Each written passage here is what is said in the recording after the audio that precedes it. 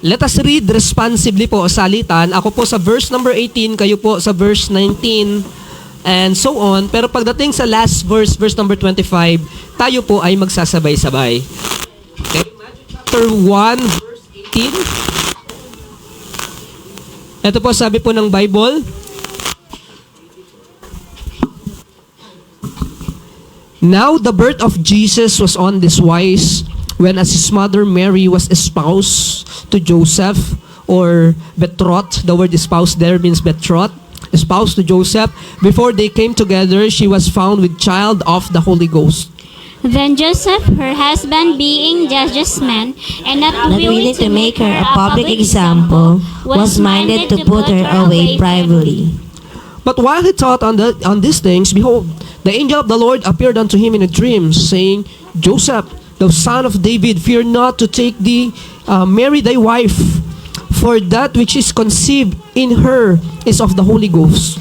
And she shall bring forth a son, and thou shalt call his name Jesus, for he shall save his people from their sins. Now all this was done, that it might be fulfilled which was spoken of the Lord by the prophet, saying, Behold, a virgin shall be with child, and shall bring forth a son, and they shall call his name Emmanuel, which being interpreted is God with us. Then Joseph, being raised from sleep, did as the angel of the Lord had bidden him, and took unto him his wife. And knew her not till she had brought forth her firstborn son, and called his name Jesus. Let's pray. Ama namin Diyos, na dakila at makapangyarihan sa lahat, maraming salamat po Panginoon sa umaga po na ito. Pagpalain po ninyo ang pangangaral ng inyong salita sa oras po na ito, at nawa po magsilbi muling pagkain ng aming pong mga kaluluwa. Salamat po Panginoon dahil sa aming bansa dito po sa Pilipinas, bagamat Panginoon, sinasabi ng mga tao na this is a Christian country, papasalamat pa rin kami, Panginoon, dahil may ganitong pagkakataon na kung saan inaalala ang kapanganakan ng aming Panginoong Hesukristo. Salamat po, Panginoon, sa kalayaan na kami manambahan, hindi katulad sa ibang bansa na kung saan ikinukulong or worse, pinapatay ang mga mananampalataya. Pero narito kami sa bansang ito upang magkaroon kami o meron kaming kalayaan na ikaw po'y sambahin sa Espiritu po at sa katotohanan. Salamat po Panginoon sa season po na ito na kung saan ginugunita hindi lamang ng mga mananampalataya bagkus halos ng buong mundo ang pakapanganakan ng aming Panginoong Hesukristo. At tama po ang sinabi ng inyo pong salita, the purpose of His birth is to die on the cross to save His people from their sins. Lord, thank you po for the message na nakahanda po sa amin sa umaga po na ito. Kami po'y nananalangin na ito po'y maging kapaki-pakinabang po sa amin, magsilbing pagkain ng aming pong mga kaluluwa. Panginoon, ibinabalik po namin sa iyo ang kapurihan at pasasalamat sa tanging pangalan ng Panginoon Jesucristo. Amen and amen. Sige po, tayo po lahat ay makakaupo na. Magandang umaga po sa bawat isa po sa atin. Okay? Alam po ninyo, no, mga minamahal, a little bit of a disclaimer lamang or qualification. We as Baptists, we do not believe that Jesus Christ born on December 25. No, sa Tagalog, hindi tayo naniniwala na December 25 pinanganak si Jesus. When you study the scripture, Matthew chapter 1, Luke chapter 2, and yung mga prophecies patungkol sa Panginoon, there is no proof whatsoever and even suggestion, no? Hindi sinuggest ng Bible na December pinanganak si Jesus. And mayroon pa talagang date no, yung 25. Hindi natin alam. Hindi natin alam kung kailan, hindi natin alam. Pero ang alam natin, siya ay ipinanganak. Yun ang alam natin. Hindi man natin alam kung yung eksaktong petsa, kung kailan siya pinanganak, ang alam natin, siya ay ipinanganak. Kaya lang, nakikisabay na rin tayo sa celebration kasi, mga kapatid, alam nga naman mag-celebrate ka ng March o ng June. Alam nga naman, mamasko yung mga bata natin. Pamasko po, June 1. Hindi ba? Alam nga naman. Hindi ba? Kaya nakikisabay na rin tayo, mga kapatid. It's more on practical side of things rather than doctrinal. No, yun yung inaano natin na mga kapatid. It's more practical. Siyempre, kapag December, meron kang 13-month pay, meron kang Christmas bonus, yan, meron kang 14th month, and so on. Hindi ba? So, it's more on practicality rather than doctrine. Yun muna yung iaano natin, no, mga kapatid. Pero doctrine-wise, or practicality rin wise, no? Ang celebration din dapat natin. Kung si Jesus ang may birthday, no, mga kapatid, ito dapat maunawaan natin. Kung si Jesus ang may birthday, dapat si Jesus ang masaya. Tama? Di ba? Natatawa ako kapag may mga birthday yung mga bata, mga 1-year-old, nagiinuman yung mga ano. Mali! Dapat pagka may birthday, yung may birthday, siya dapat ang masaya. Hindi po ba? So tayo, kung inaalala natin ang kapanganakan ng Panginoong Jesucristo, dapat i-goal natin o maging layunin sa buhay natin na mapasaya ang ating Panginoon. At ang Panginoon ay sasaya kapag ka ang kanyang mga anak ay lumalakad sa kanyang katwiran at katotohanan. No, mga kapatid? Simple lang pasayahin ng Diyos, gumawa ka ng tama, mahalin mo siya, sundin mo yung kanyang kalooban, masaya na ang Panginoon. Okay? And let us celebrate this season biblically. Let us celebrate this season na Christ-centered celebration, no, mga kapatid? Huwag tayong gagaya doon sa celebration ng iba na birthday pala ni Jesus, bakit? Pambihira, makamundo yung celebration. Hindi po ba? Bakit? Birthday pala ni Jesus, dapat si Jesus ang masaya. Okay, tama yun, dinadala natin sa church yung ating pamilya, di ba? Yung mga bata, ipinapakilala natin sa Panginoong Jesucristo para maligaya ang Panginoon kung talagang siya ang may birthday, na mga kapatid. So sa atin, ginugunita natin ang kapanganakan ng Panginoong Jesucristo, ginugunita natin ang kanyang kapanganakan dahil alam natin yung dahilan kung bakit siya ipinanganak. Okay, tulad ng aking panalangin kanina, ipinanganak siya upang mamatay. Bakit? Sa pamamagitan kasi ng kanyang kamatayan, yun ang nagsisilbing kabayaran ng ating mga pagkakasala. At alam niyo, sabi po ng Bible, ang kamatayan ni Jesus para sa lahat yan, it is open for all. The invitation is for everybody, for God so loved the world. Hindi sinabing, ang mahal lang ng Diyos yung pogi, kawawa naman sila. Di ba? Tama. Diba? Hindi sinabi na maganda lang ang invitation ng salvation o yung successful lang sa buhay. Hindi rin naman sinabi na pang mahirap lang. Hindi rin naman sinabi na para lang sa may mga kakulangan or whatever. Hindi, ang celebration o ang invitation para sa lahat. Okay? Kaya nga ang sabi ng Bible, He came unto His own, but His own received Him not. But as many as receive Him, to them gave He power to become the sons of God. Pumarito siya sa mundong ito, at ang mundong ito ay pagmamayari niya, pero tinanggihan siya ng mundo. Pero sa mga tatanggap sa Kanya, sa kanila ibinibigay ang karapatan upang maging anak ng Diyos. So the invitation is for everybody, pero it's up to you kung tatanggapin mo yung invitation o hindi. Inibig tayo ng Diyos, pero it's up to you kung iibigin mo rin ng Diyos pabalik. Hindi po ba? Nais tayong tanggapin ng Panginoon, pero ang tanong kung tinatanggap ba natin siya. Okay? Because Jesus Christ died already 2,000 years ago. The work of salvation is already finished. When He died on the cross, ang sabi ng Panginoon, it is finished. It is tetelestai. Right? Tetelestai. Ibig sabihin, ano yun, bro? The payment has been paid. No? Ano yun? Yung isa pa, the war has been over. And ano yun? The fully paid, ano yung legal? Yung the justice has already been served. No, that is tetelestai. Right? It was already finished. The work of salvation is already finished. And it is done by the Lord. Tinapos na ng Panginoon yan. Anong natitirang gagawin natin? Di, panampalatayahan siya, tanggapin siya. For by grace are ye saved. For by grace are ye saved. Wait, for by are ye saved? Tatagalugin ko Look at the wordings. Look at the words. For are ye saved? Okay? With D, pag may D yan, ibig sabihin, past tense, tapos na, ikaw ay ligtas. Hindi maliligtas. Right? Hindi sinabi na, you will be saved. Ang sinabi, for by grace, are ye saved, or you are saved. Ibig sabihin, ligtas ka na. Okay? For by grace, ye saved sa pamamagitan ng pananampalataya through faith. And not of yourselves, hindi sa pamamagitan ng iyong sarili, okay? Not of works, whether good works or evil works.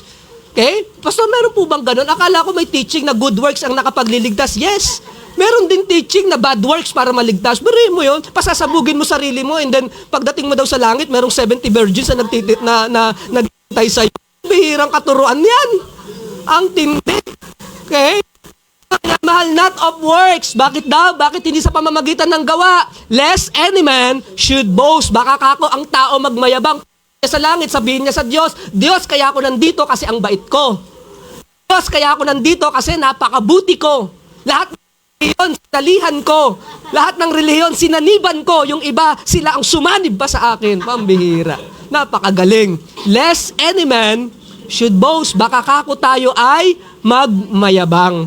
Kaya kapag sinasabi ng tao, maliligtas ako sa pagitan ng aking sarili. Maliligtas ako kapag nakumpleto ko ito. Maliligtas ako kapag ginawa ko ito. Maliligtas ako kapag ginawa ko yan. Parang sinasabi natin sa harapan ng Diyos, Panginoon, yung ginawa ni Christ, yung sacrifice niya, hindi pa sapat. Bakit kinakailangan kong dagdagan? Lest any man should boast. Kaya ang kaligtasan, malinaw ng Bible sa pamagitan para ang tao'y hindi magmayabang, para ang tao'y hindi magmalaki, matatanggap lang natin sa pamamagitan ng ating pananampalataya. Okay? Pastor, hindi pa tapos yung verse. Tapusin mo. Sige, Brad. Number 10. And not of yourselves, it is a gift of God, not of works, lest any man should boast. Para sa works, ang not of works daw yung salvation. Diba? Not of works. Save ka na with D, diba? Not of works. Pero pagdating sa verse number 10, may works. Akala ko ba walang works? Anong sabi ng verse number 10? For we are His workmanship, created in Christ Jesus unto good works, which God had before ordained that we should walk in them. Look at that. Look at the tense of unto good works. Papunta daw saan? Sa good works. Unto good works. Look at this. Ito yung tamang arrangement. Masave ka muna, tanggapin mo si Christ. Panampalatayahan mo siya. At kapag save ka na ang nais ng Panginoon, ipamalas mo yung mabuting gawa. Ibig sabihin, ang mabuting gawa ay hindi para maligtas ang isang tao. Ang mabuting gawa ay produkto o refleksyon ng kaligtasan ng isang tunay na ligtas. Kaya tayo, Raydel, hindi tayo naniniwala na huwag kang gagawa ng mabuti. Hindi totoo yun. Gumawa ka ng mabuti. Hindi para maligtas, kundi dahil ligtas ka na. Tama, Del? Tama. Alright. Ephesians chapter 2, verse 8 and verse number 9. Bakit ko nasabi? Kasi pinag-uusapan natin yung birth of Jesus. The very purpose of His birth is for Him to die. Dahil sa pamamagitan ng kanyang kamatayan, nandoon ang tunay na kaligtasan. Kung pananampalatayahan natin siya. Balik po tayo sa Matthew chapter 1, verse 25. And this is my outline for this morning. I titled the message, The Lesson of the Season. Okay. Pastor, yun sa risk. Okay, kasi sabi ko rin, bakit i-preach ko na lang? Diba? The Lesson of the Season. Chapter 1, verse number 18. Look at this, Matthew chapter 1. Verse number 18. Look at this. Now the birth of Jesus was on. Verse 1 that we must learn this morning concerning the birth of Jesus. Look at this. It reminds perfect timing. It reminds us to trust in God's perfect timing. Look at that. Ang sabi po ng Bible, now the birth of Jesus was on this wise. Ibig sabihin, it is never an accident. Hindi nagkataon lang na mga minamahal. Hindi nagkataon na si Maria ay nabuntis at manganganak. Sa susunod na unang verse, on verse number 17, look at this. Look at the wisdom of God. Verse number 17, so all the generation from Abraham to David are 14 generation. And from David unto carrying away to Babylon are 14 generations. And from carrying away to Babylon unto Christ are 14 generation. And then pagdating ng verse number 18, now the birth of Jesus was on this wise. Okay? Ibig sabihin, ipinapahiwatig ng Bible that the birth of Jesus, it is never an accident. It is carefully orchestrated by God. Amen. And the birth of Jesus reminds us to trust in the perfect timing of God for your life. It is never an accident na dinala ka ng Diyos sa church na ito. It is never an accident na mga minamahal na yung napulot mong tracts, nabasa mo. It's never an accident that somebody invite you to the church. It's never an accident that somebody share to you the gospel. It is carefully orchestrated by God for you to know, for you to learn the right doctrine, for you to know the Lord Jesus Christ in order for you and I to be saved. Mga minamahal, minsan yung prayer natin, hindi agad-agad ang sagot, hindi instantaneous. Sabi nga ni Brother Brian, lalapit lang tayo sa Panginoon pag may kailangan tayo. ATM ba yan? Hindi naman ATM yan eh. Sometimes we need to wait. Right? We need to wait. May paghihintay, mga minamahal. At hindi ka lang basta naghihintay, dapat maganda yung ugali mo habang naghihintay. That is patience. Right? Hindi yung naghihintay ka, panay-panay ka naman na reklamo, pambayran, tagal naman. Naghihintay ka nga, kaya lang panay-panay naman ang pagdadabog, panay-panay naman ang pagrereklamo, kamot sa upang bihirang buhay ito, napakatagal ng 13 months. Di ba? Trust in the perfect timing of God. It is never an accident. God is too wise. God is too good, mga minamahal. It reminds us to trust in God's perfect timing. Look at this. God's will is never an accident, no mga kapatid. Tayo na lang yung nag-iisip, ay aksidente, ay tsamba. Okay? It is never an accident, no mga kapatid. Hindi aksidente na kaibigan mo si kapatid, hindi aksidente yan, mga minamahal. Okay? Yung mga magulang natin, hindi aksidente yan. Yung mga anak natin, hindi aksidente yan. Niloob yan ng Diyos, kapatid. Me as your pastor, hindi aksidente yan. Ayon sa kalooban ng Panginoon, no mga kapatid. God carefully orchestrated everything. Reminds us to trust in the perfect timing of God. Okay? Number 2. Ano pa yung matututunan po natin dito? On verse number 18 pa rin. Now, the birth of Jesus Christ was on this wise, reminds us to trust in God's perfect timing. When as his mother Mary was espoused to Joseph, before they came together, she was found with child of the Holy Ghost. Number of the greatest miracle of all time, that the virgin should be that the virgin should conceive and bear a son, na yung manganganak, okay? At magkakaroon ng lalaki. That is the greatest miracle of all time. Did you know that the virgin birth, it is prophesied as early as Genesis chapter number 3? Daanan mo lang yung Genesis. In the beginning, God created the earth. And the earth was without form and void. Okay? Pero kapag you carefully investigate every verses, I'm telling you, as early as Genesis chapter 1, verse 1, Jesus Christ is there. Yeah! Okay? Anong sabi ng Genesis chapter 1, verse number 1? In the beginning, God created the heaven and the earth. Anong sabi ng John 1:1? In the beginning was the Word, and the Word was with God, and the Word was God. Right? Genesis chapter 1, nandun na si Jesus. Look at that.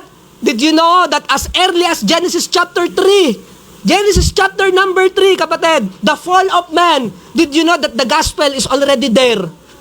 Nung nagkasala si Adan at si Eva, no, mga minamahal, nag-provide agad ang Panginoon ng mensahe ng gospel. Amen. Look at that. Genesis chapter 3, verse number 15. Look at that. Genesis chapter 3, verse number 15. Brad, i-flash mo, bro. I-flash mo. Genesis 3, verse 15, bro. I-flash mo. Para makita natin. Genesis chapter 3, verse number 15. Ang kausap ng Panginoon, si Satanas mismo. Si Satanas.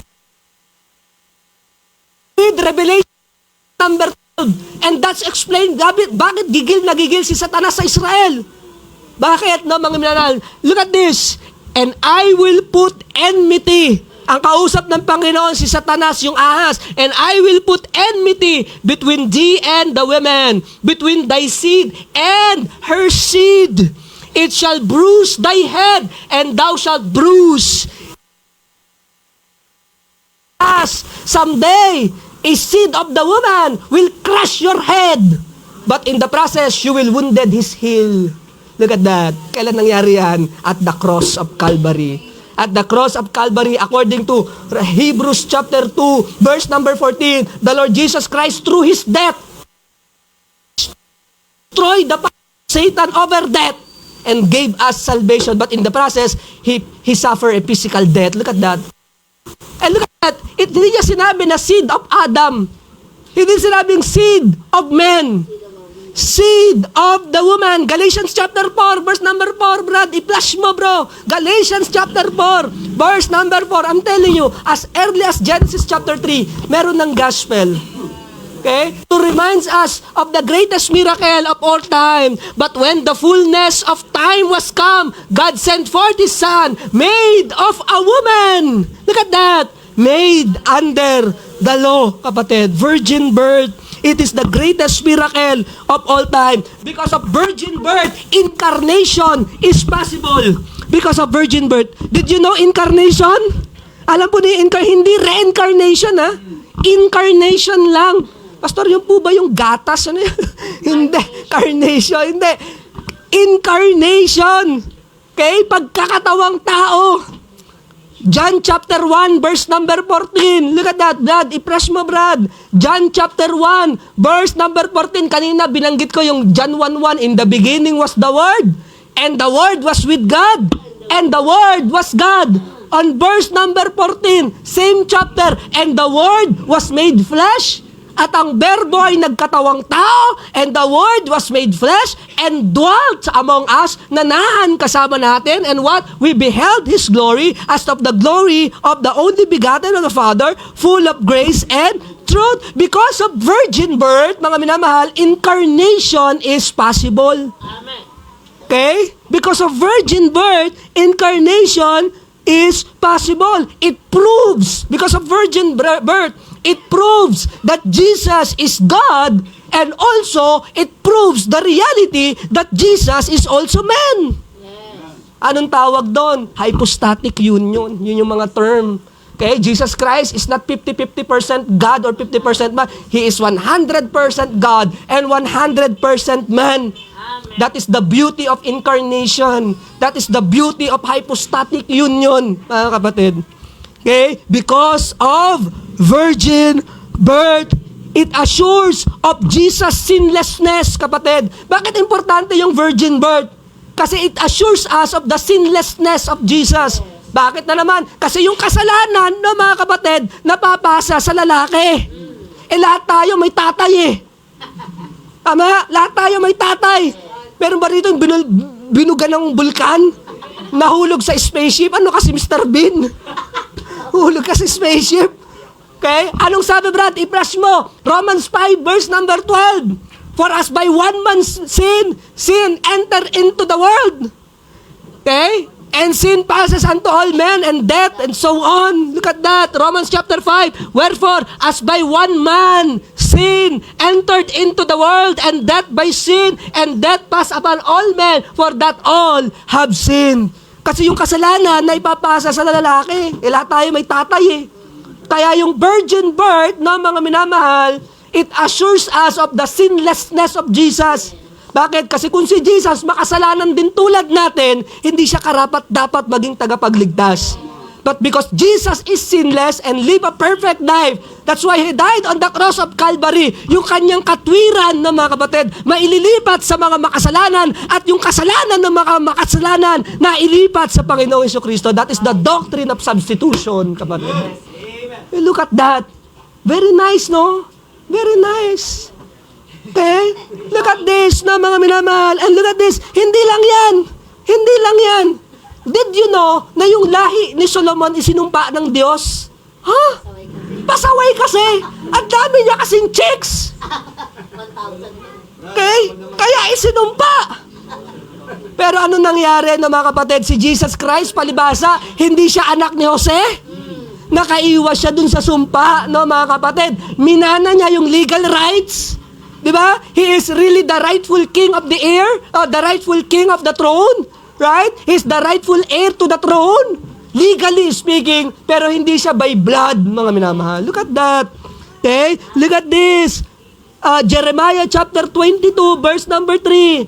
Verse number 30, look at that. Brad, i-flash mo, Jeremiah 22, verse number 30. May sumpa ang linya ni Solomon sa pamamagitan ni Jeconiah, no mga kapatid. Look at this. Sinumpa yan eh. Look at this. Thus saith the Lord, write ye this man childless, a man that shall not prosper in his days, for no man of his seed shall prosper, sitting upon the throne of David and ruling anymore in Judah. Isinumpa ng Diyos yan. Yung linya na yan, isinumpa ng Diyos. Pero because of virgin birth, iniwasan yun ng Panginoon. Natupad yung pangako niya kay David na yung Messiah manggagaling sa line of David. Pero natupad din yung sumpa na wala ng hari ang maghahari dyan. It's never a contradiction. Right? Ang galing no mga kapatid because of virgin birth. So the birth of Jesus, number 1, it reminds us to trust in God's perfect timing. Okay? Now, the birth of Jesus was on this wise. Matalino ang Panginoon. Sakto lang, tama lang, hindi aksidente. Okay? Yung misis mo, hindi aksidente yan. Tingnan mo yung mukha niyan, hindi aksidente yan. Right? Yung mga anak natin, hindi aksidente yan. Look at that. Sa kalooban ng Panginoon, ipinagkaloob ng Diyos yan. In His wise, in His wisdom, kapatid. Now, the birth of Jesus was on this wise. Secondly, to trust, to remind us of what? The greatest miracle of all time. And that is the virgin birth. Number 3, look at that. Look at the response of Joseph. Alam mo, si Joseph, hindi siya masyadong nabanggit. Of course, iba yung Joseph sa Old Testament. Yung napunta sa Egypt, yung binenta, yung tumakbo sa bahay ni Potiphar, right? Iba yon. Ibang Joseph yon. Pero look at this, itong Joseph na ito, na nagsilbing earthly father ng Panginoon, look at his character. Look at his character na mga kapatid. On verse number 19, then Joseph, her husband, pastor, akala ko ba hindi pa sila mag-asawa? Mag-asawa na sila. They are betrothed already because Jewish wedding is different from our wedding. Merong tinatawag na betrothal stage sa kanila. May pirmahan na, nagbayad na ng dowry, pero hindi pa nagsasama yung mag-asawa. Pero may kontrata na. Pero mag-asawa na yun because their wedding is different from ours. Okay? Look at this. On verse number 19, then Joseph, her husband, being a just man. Hindi ibig sabihin na, hindi, I'm just a man, tao lang ako ha. Hindi ganon. Tao lang kasi ako eh. Hindi. Pag sinabing just man, yung root word ng justice, matino siya. Matino siya, kapatid. Tapat siya. Okay? Matino, mga kapatid. Okay? Being a just man and not willing to make her a public example, was minded to put her privately or privately. Kapatid, look at this. Ang ganda nung balanse dyan sa ugali ni Joseph. Na-amaze ako, kaya pinalitan ko yung outline ko eh. Kasi na-amaze ako dun sa ugali ni Joseph. He is a just man, but he is not willing to make her a public example. Look at this. Number 3, it reminds us, no, mga kapatid, to act on our conviction, but season it with grace. Okay? It reminds us to act on our conviction, but season it with grace. Si Joseph, matino siya. Okay? Bakit? Sa mata niya, no, mga kapatid, pinagtaksilan siya ni Maria eh. Pero mo na buntes, di mo sila nagsasama. Anong pang tamang explanation doon? Hindi ba? Parang yung sa mga yung sa mga post di ba, yung dalawang mag-asawa pareho silang negro. Tapos nung lumabas yung anak, blonde saka maputi. Hindi ba? So alam mo may something. Okay? So dito si Joseph, akala niya talaga pinagtaksilan siya. At yung gagawin niya na hiwalayan si Maria, na mga kapatid, that is really the right thing to do. That is the right thing to do. Pero look at this. Ano ang parusa kay Maria? Kung yun nalaman ng madla, kapatid, babatuhin siya ng buhay. Bakit? Because that is adultery. Okay? Adultery po yun, no, mga kapatid. At hindi lang yun, no, mga minamahal, ipahihiya siya. Okay? Naalala nyo yung sa woman that is caught in adultery, anong sabi ng Panginoon? O sinong walang kasalanan, siya ang unang bumato. Ibig sabihin, yun talaga ang practice, babatuhin talaga. Right? Pero si Joseph, tama yung gagawin niya, pero ayaw din naman niyang ipahiya si Maria. Hindi ba? Magandang halimbawa yun, magandang balanse yun. Minsan, no, mga minamahal, tama tayo, Pero sa kagustuhan natin na maihayag ang ating pagiging tama, na ipapahiya natin yung mga nagkamali. Kaya magandang balanse yon. To act with our conviction, but seasoned it with grace. Na huwag mo naman ipahiya, kawawa naman. Diba? Yung dignity ng tao, i-preserve din naman natin. Na mga kapatid, you look at that. Okay? Joseph is not a king, but his heart has a strength of one. Hindi siya hari, no mga kapatid? Hindi siya hari. Joseph is a simple carpenter. Pero si Joseph, meron siyang katapangan, meron siyang paninindigan na parang isang hari. Di po ba? Hihiwalayan yan talaga eh. Bakit? That is the right thing to do. Okay? Pero hihiwalayan niya ng may wisdom. Hihiwalayan niya ng merong privately. Hindi po ba? Parang i-correct niya, pero hindi naman ipapahiya yung tao. Parang ganon. Act in our conviction, but seasoned it with grace.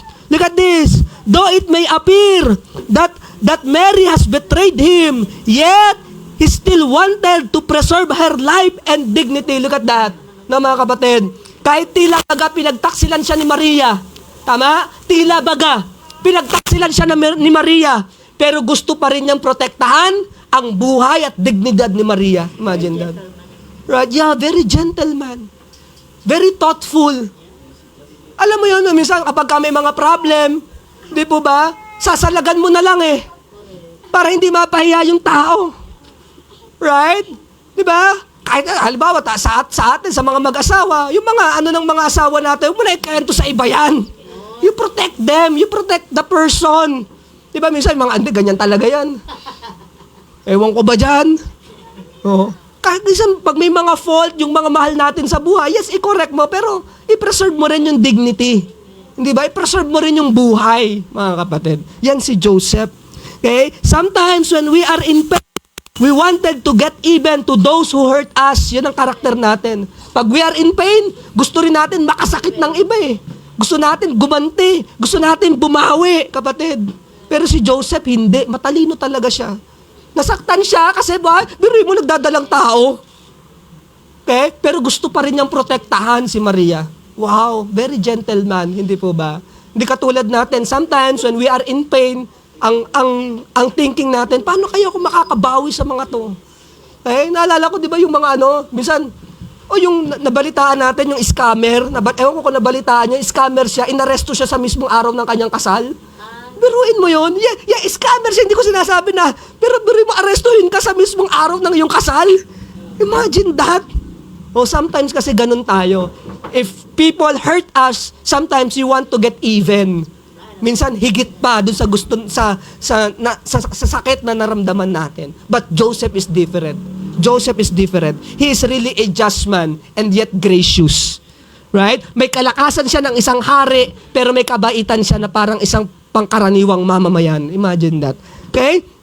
That is number 3. Number 4. Look at this. On verse number 20. But while he thought on these things, habang pinag-iisipan daw niya, habang pinagmumulay-mulayan niya yung gagawin niya, although he's decided already, pero tinitimbang pa rin niya kung anong magandang gawin. Okay? Behold, the angel of the Lord appeared unto him in a dream, saying, Joseph, the son of David, fear not unto take unto thee Mary thy wife, for that which is conceived in her is of the Holy Ghost. Number 4, it reminds us that God's revelation comes to those who diligently seek Him. Okay? Ang revelasyon ng Diyos dumadating dun sa mga taong tunay na humahanap sa Kanya. He pondered upon these things. Pinagmulay-mulayan niya, ano bang magandang gawin? Ano bang tamang gawin? Merong confusion, kapatid. Pero ang Panginoon nag-provide ng understanding. Merong takot, pero ang Diyos nag-provide ng comfort. Gumamit siya ng angel. Angel means God's messenger, kapatid. In times of confusion, God provides understanding. Gulong-gulo na siya, anong gagawin ko? Hindi ba? Mahal ko si Maria, pero bakit ganun pinagtaksilan niya ako eh? Parang pag iniwan ko to, babatuhin to ng buhay. While he ponder upon these things, God's revelation came to his life, kapatid. Di ba? Ang sarap pagmulay-mulayan na kung kailang litong-lito tayo, na kung kailan gulong-gulo tayo, saka dumadating ang mensahe ng Panginoon. Imagine that, no, mga minamahal. Kaya nga, everybody is welcome to the church. Okay? Kahit wag na nating hintayong umayos yung buhay natin, saka tayo magsimba. Saka naisin nating makinig sa salita ng Diyos. Kahit wala kang problema o may problema ka, no, mga minamahal, may trials, may trouble o wala, kinakailangan natin ang mensahe ng Diyos. At during the time of confusion, God is there. God is the answer to every confusion, mga kapatid. Litong-lito ka na sa asawa mo, litong-lito ka na sa pamilya mo, litong-lito ka sa budgeting, litong-lito ka sa buhay mo, kahit sa sarili mo, kung anong hawi ng buhok, kung pagano, paganyan, kapatid. Litong-lito ka na. Right? Napakahirap, kapatid. But I'm telling you, God is never an author of confusion. God is the provider of understanding. Look at that. Okay? Look at this. He did not act hastily. Hindi siya nagmadali. He pondered upon these things. Hindi siya nagmadali. Hindi yung, porke nasaktan siya, bawi ka agad. Talaga naman. Hindi ba? Hindi siya yung, tayo kasi minsan, di ba, kapag merong hindi magandang nangyayari, we tend to react agad-agad. Di ba? We tend to react. Pero siya, he pondered upon these things. Pinagmulay-mulayan niya muna eh. Di ba? He investigate what are the possible outcomes while he pondered about these things. Look at that. He did not act hastily. He pondered. He looked for answer. Naghanap siya ng sagot and God's messenger appear. Alam mo mga minamahal, ano sabi ng Bible? Ask and what will happen? And it shall be given unto you. Seek and what will happen? And ye shall find. Knock and what will happen? It shall be open unto you.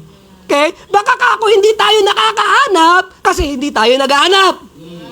Kaya baka kako hindi tayo napagbibigyan kasi hindi tayo humingi.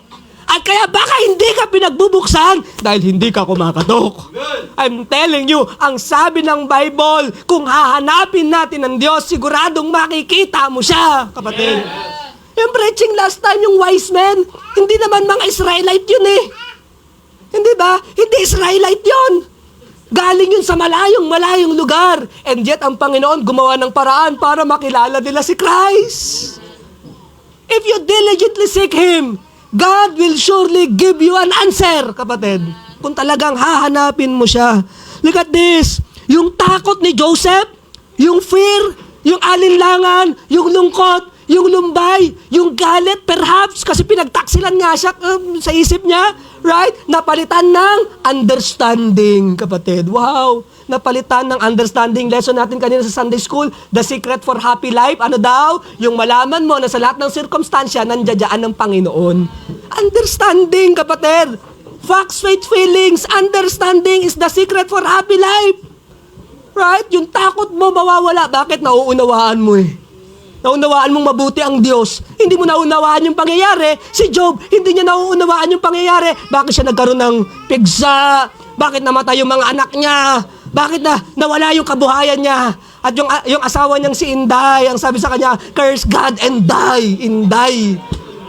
Right?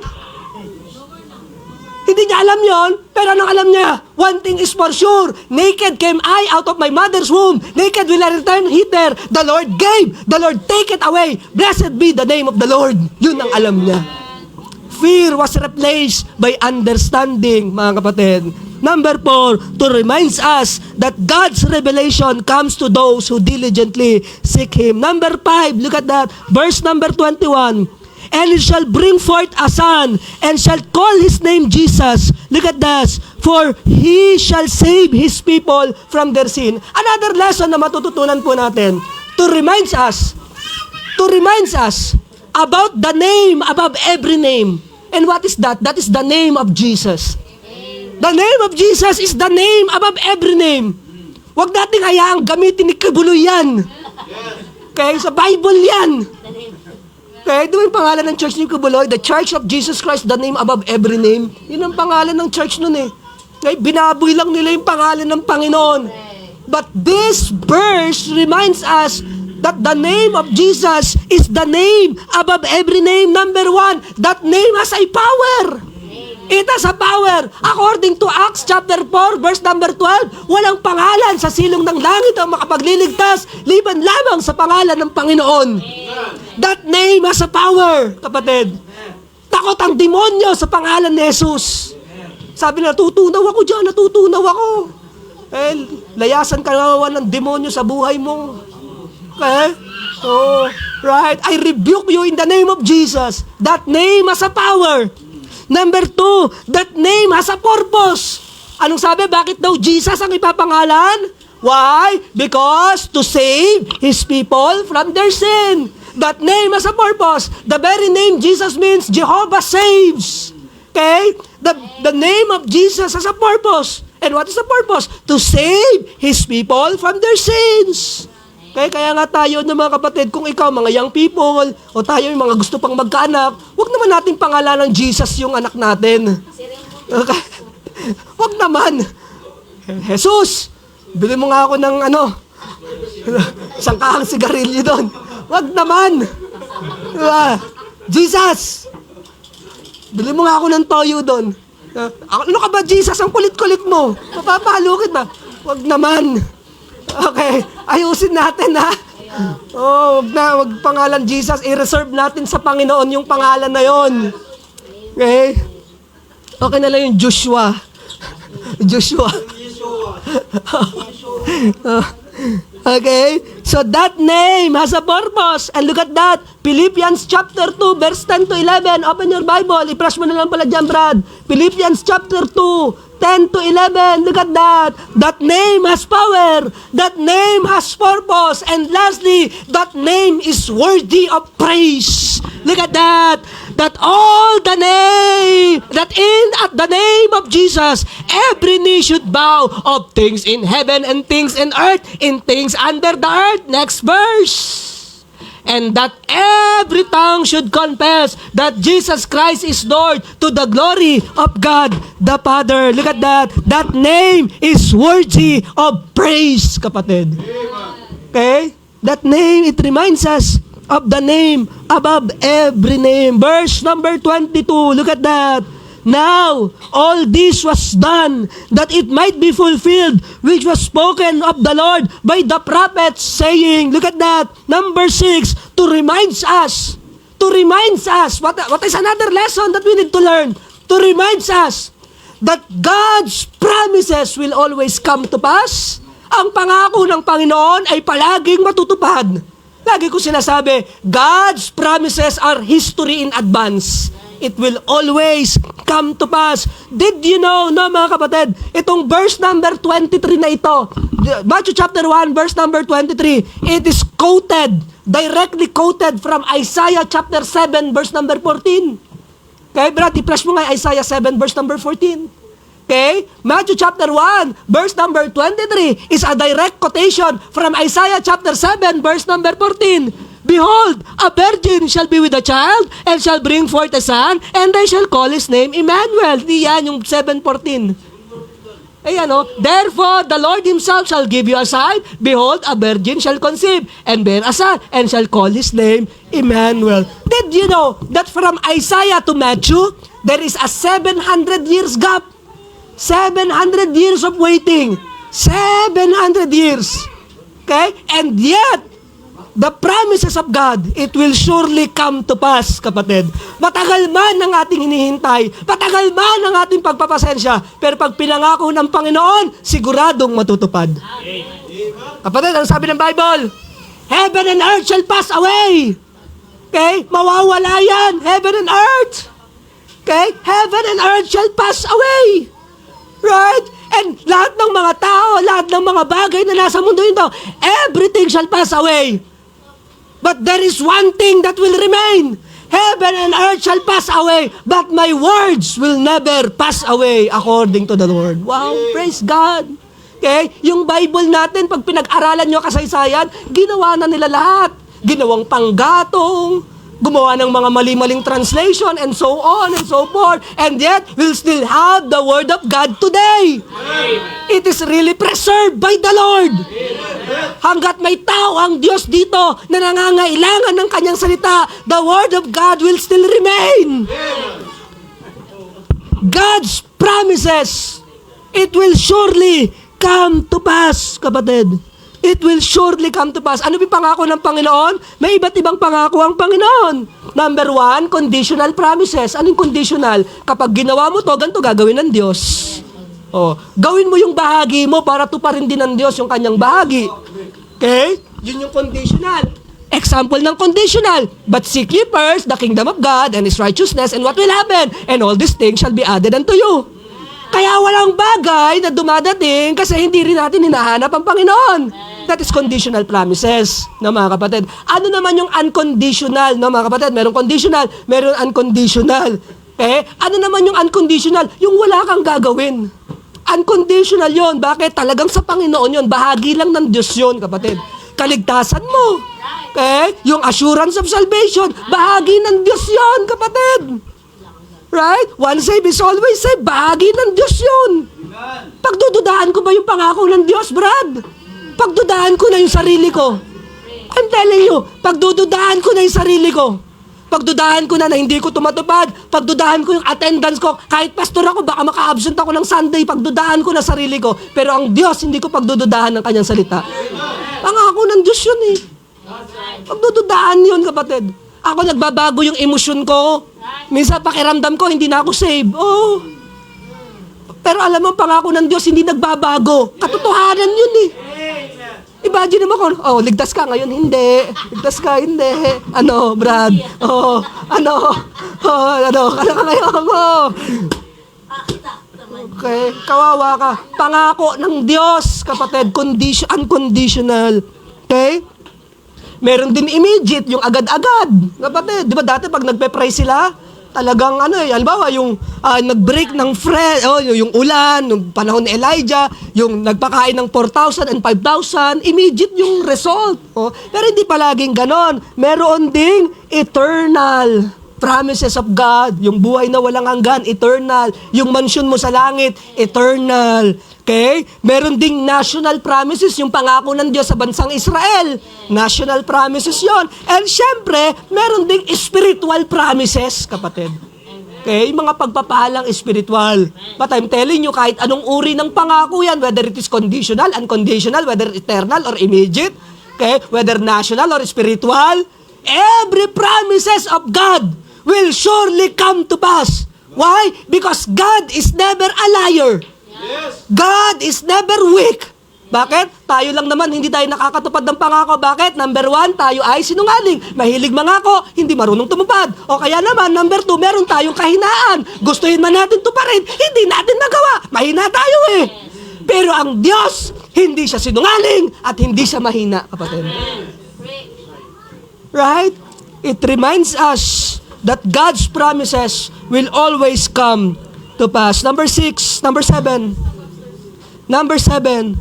Look at that. On verse number 23, look at this. Behold, a virgin shall be with a child, and shall bring forth a son, and they shall call his name Emmanuel, which being interpreted is God with us, to remind us of the very presence of God. You look at that, you look at the word Emmanuel. Ano daw ibig sabihin ng Emmanuel? God with us. Tingnan mo yung grammar niyan, parang mali. Bakit? Bakit parang mali ang grammar? Tingnan mo, hindi niya sinabing, God is with us. Hindi niya sinabing, God was with us. At hindi niya rin sinabing, God will be with us. Otherwise, kung God was with us, nasa atin siya, kahapon, wala ngayon. Pag sinabing, God is with us, kasama lang natin siya sa kasalukuyan. At pag sinabi natin, God will be with us, hindi natin siya kasama ngayon, sa future lang. You look at that, walang time element. Walang linking verb. God with us. Bakit? Ang sabi kasi ng Bible, He will never leave you nor forsake you. Okay? He is our Jehovah Shammah. Kalagi mo siyang kasama, kapatid. Right? God's presence is a sure of God's presence. Umakyat ka sa bundok, kasama mo ang Panginoon. Magtago ka sa kwarto, kasama mo ang Panginoon. At yun nga ang nakakatakot, no, mga kapatid. Bakit? Kasi pag may ginagawa ka na walang nakakakita, ang number one audience mo, ang Diyos. Kaya kapag nasa maling lugar ka, nakakala mo hindi nakikita ni pastor, hindi nakikita ng kapatid, hindi nakikita ng mga kapamilya natin, ng mga kapatid, akala mo ikaw lang. Yun nga ang masakit. Bakit? Kasi ang natatanging audience mo ay ang Diyos. He is always with you. Kung talagang kasama mo ang Diyos, ito ang acid test dyan, brado. Kung kasama mo si Jesus, siya si Jesus. Tayo ka, bro. Kung kasama mo si Jesus, ang laging tanong mo, kung pupunta ako sa lugar na ito, papayag kaya siya? Tama? Sige, pumunta ka sa bahay inuman. Kung kasama mo si Jesus, ang tanong, cool ka ron? Okay ka doon, Lord? Okay? Kung umupo ka sa inuman, kapatid, Kristiyano ka, you are assured of God's presence, itanong mo, uupo din kaya si Lord doon? Tatagay kaya siya? Magtitipla kaya siya ng chaser? Bakit? Alright? Hindi po ba? It assures us of God's presence. Look at that. Ganda pala ng pangalan ni Sir Manny, no? Emmanuel. Right? Ang ganda pala ng pangalan nun. There is no time element. And look at that. On verse number 24. On verse number 24. Kaya tuwan-tuwa ako kay Joseph kasi ito lang halos yung account sa buhay ni Joseph and yet napakatino niya. Diba? Napakatino niya talaga. Look at this. On verse number 24, then Joseph being raised from the sleep, did as the angel of the Lord had bidden him, and took unto him his wife. Look at that. Lastly, to remind us that obedience is the very best way to show that you believe. You look at that. Nung nagising siya, lahat ng bilin ng anghel, yung mensahero ng Panginoon, ginawa niya. Kapatid, sabi ng Bible, faith without works is dead. Totoo rin yun. Bakit? Kasi yung works natin, yun yung manifestation ng ating faith. Sinasabi mong nananampalataya kayo, ang bira naman. Dapat, yun yan lagi ko sinasabi, dapat meron tayong consistency. Dapat nagmamatch yung pananampalataya sa gawa. Alam nga naman sinasabi mong Christian ka, yung gawa mo pang hindi Christian. Kaya sinasabi talaga ng Bible na faith without works is dead because work is the manifestation of our faith. Okay? Hindi nga lang patungkol sa yung kaligtasang espiritual, no, mga minamahal. Alright? You look at that. No, mga kapatid. Obedience is still the very best way to show that you believe. Kapatid, kung nananampalataya tayo sa Panginoon, maging lifestyle natin ang pagsunod. Ang sabi nga ng Bible, obedience is still better than sacrifice. Kaya yung ginagawa ng mga tao, yung pagbabawas ng kasalanan kapag mahal na araw, biri mo, magpapapako ka sa krus ng mahal na araw, tapos kapag hindi mahal na araw, ang buhay mo, busalak at walang kwenta. Tapos isang beses lang sa isang linggo, doon ka lang magbabawas ng kasalanan. Anong pambihirang prinsipyo yan? Napakabulok na prinsipyo. Magsisimba ka lang pag birthday mo para mabawasan ang kasalanan. Hindi, no, mga kapatid. Obedience is still better than sacrifice. God doesn't need your sacrifice once a year. Kapatid, hindi kailangan ng Diyos yun. Kung yung 364 days, ipinamuhay natin nang wala siya. Hindi po ba? Obedience is the very best way to show that you believe. We value obedience. We value good works. We value a changed life. Binavalue natin yan. Alam mo lang dapat kung saan siya ilulugar. Ama, okay? Kung talagang nakakilala ka sa Panginoon, kung talagang tinanggap mo siya bilang tagapagligtas ng iyong buhay, magmamanifest yan ng kusa sa atin. Ngayon, ang Kristiyano ba, dapat ini-invite pa sa church? Kristiyano ka? Hindi. Dapat ikaw alam mo na mismo na yan ang tama, obedience. Pero mo, tagal mo ng member, hanggang ngayon ini-invite ka pa rin. Brad, sis, attend ka sa anniversary. Member ka eh. Kristiyano ka eh. Mananampalataya ka eh. Ang ini-invite natin, yung hindi member. Hindi po ba yung mga mahal natin sa buhay, bakit importante sila sa atin eh? Pero kapag ikaw naunawaan mo yung kaligtasan, wow, check. Nabaptize ka pa, ibig sabihin, naunawaan mo talaga, check. Hindi dapat talagang tayo yung number 1 na sumusunod. Kasi paano mo ma-expect na sumunod yung mga tao sa labas? Kung tayo mismong mga mananampalataya, taliwas tayo sa Diyos. Ano na lang sasabihin ng mga tao, pambira, niyayaya mo ako magsimba, ikaw sama ka naman sama sa amin sa inuman. Pero, di ba, mga minaman, obedience is the very best way to show that you believe. Si Joseph, no, she's very nice. Very nice, si Joseph. Okay? Ngayon ko lang napagtanto, si Joseph na, napakatino. Ni Brother Joseph. Mapalad ang naging asawa ni Joseph. Napakapalad. Mga men, strive to be like Joseph. Napakatino. It's very nice. Okay? He is mature, he's gentleman, a man of conviction, and yet a man of grace. Imagine. Very mature in faith. Nakaka-amaze. Okay, so these are the lessons that I want you to learn, or God wants us to learn when we read Matthew chapter 1, 18 to verse number 25. I-recap ko lang na mga kapatid, bibilisan ko lang. Number 1, to reminds us to trust in God's perfect timing. Now, the birth of Jesus was on this wise. Okay, it reminds us of the greatest miracle of all time, virgin birth. Okay, it reminds us to act on our conviction, but season it with grace. Again, He is a just man, but not willing to make her a public example. It reminds us that God's revelation comes to those who diligently seek Him. Okay? While He pondered on these things, no, angel appear unto him.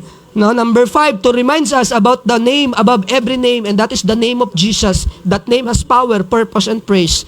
To reminds us that God's promises will always come to pass. There is a 700 years gap between Isaiah and Matthew, and yet the prophecy has been fulfilled. Number 7, to reminds us of God's presence, God with us. Number 8, to reminds us that obedience is still the very best way to show that you believe. This Christmas season, let us be reminded of these things.